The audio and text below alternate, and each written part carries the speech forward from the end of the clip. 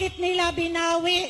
Dahil daw pinapaboran ng Department of Agrarian Reform ang mga hotel owners o ang mga oligarkiya para magtayo ng mga hotel para sa turismo.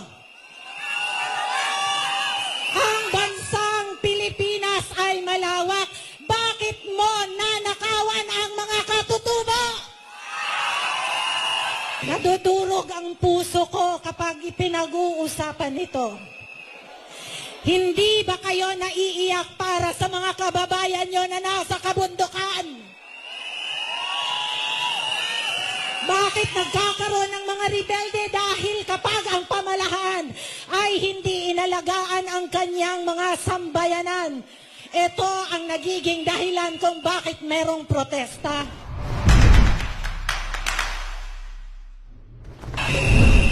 Magandang hapon, Quezon City!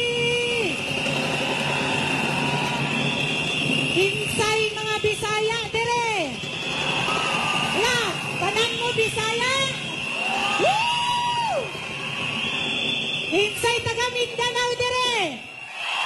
Wow, dagan kayo! Maayong hapon ka natong tanan!